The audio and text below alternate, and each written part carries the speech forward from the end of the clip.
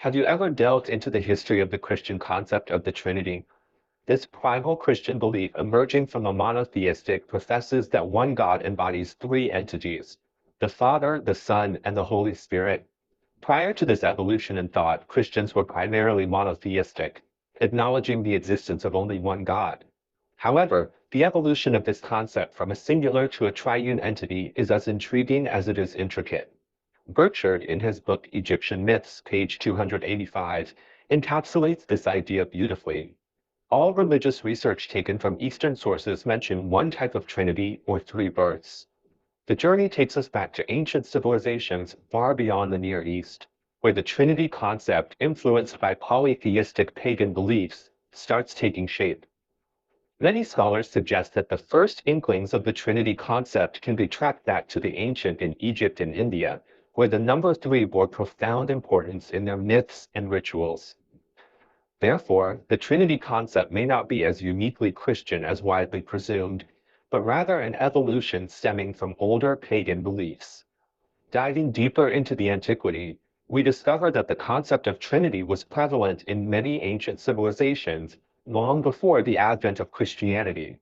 The English historian Thomas Maurice, in his book Indian Antiquities, Vol. 6p. 35, affirms that most of the extinct pagan nations had religious teachings that included the doctrine of the Trinity, that is, that God has three hypostases.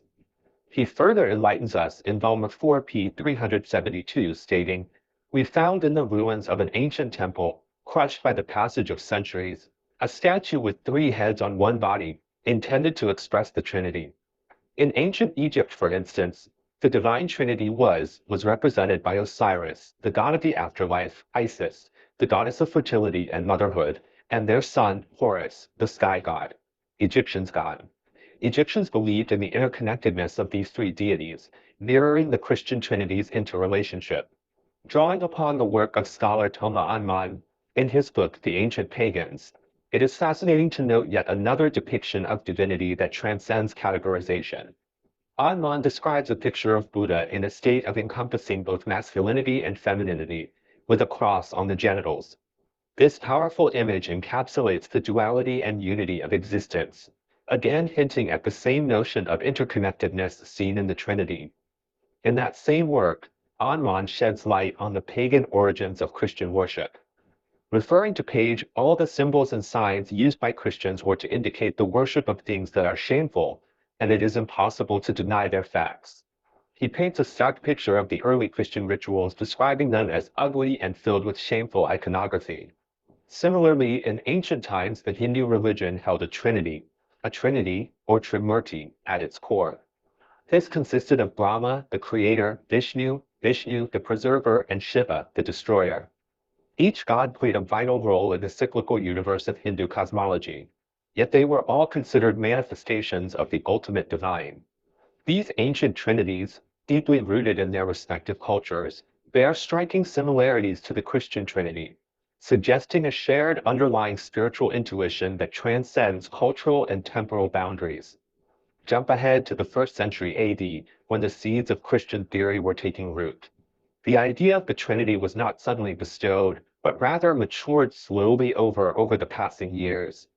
It's possible that this progression was influenced by pre-existing trinities from ancient times. Intriguingly, in the book, The First Inhabitants of Europe, on page 197, it is stated that the ancient pagans believed that God is one, but has three hypostases. This belief may have had some sway over the development of Christian theology. During this era, Jesus' disciples, invigorated by their experiences and lessons, began to perceive a distinct divine correlation between Jesus, God the Father, and the. Then, in the 4th century AD, the concept of the Trinity was formalized at the Council of Nicaea. Although this was a significant development in Christian history, it did not completely sever the concept from its pagan roots. Church leaders from all corners of the Roman Empire convened for debate and deliberation on the nature of God. The result? The Nicene Creed, a declaration of faith that asserted the belief in a singular God in three forms. Fast forward to today, the concept of the Trinity remains a cornerstone of Christian belief, a testament to its enduring relevance and appeal. Yet its pagan origins in ancient civilizations like Egypt and India cannot be overlooked. Allen, in his book India, page 382, wrote, "The Brahmins say in their religious books that one of the pious, named Atnas, saw that it is necessary for worship to be for one God. So he appealed to Brahma, Vishnu, and Shiva, saying, 'O you three lords, know that I confess to one God. So tell me who is the real God to approach him with my vow and prayer.' The three gods appeared and said to him, 'Know, O worshipper, that there is no difference between us, and what you see as three is nothing but similarity or shape, and the one being that appears in the three hypostases is one in essence.'" This fascinating tale underscores the journey of the Trinity concept in Christianity from its origin in the ancient Near East, influenced and shaped by older cultures. It evolved through the 1st century AD with the teachings of Jesus and his disciples, and was formalized in the 4th century AD at the Council of Nicaea. Throughout the centuries, this concept has remained central to Christian theology, underscoring the complex and profound nature of the divine.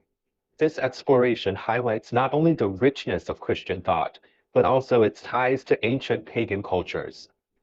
The next time you encounter the concept of the Trinity, remember its intriguing journey from ancient cultures to the heart of Christian faith. And consider this: how might understanding of the divine continue to evolve in the coming centuries? Only time will tell. Until then, keep exploring, keep questioning, and above all, keep learning.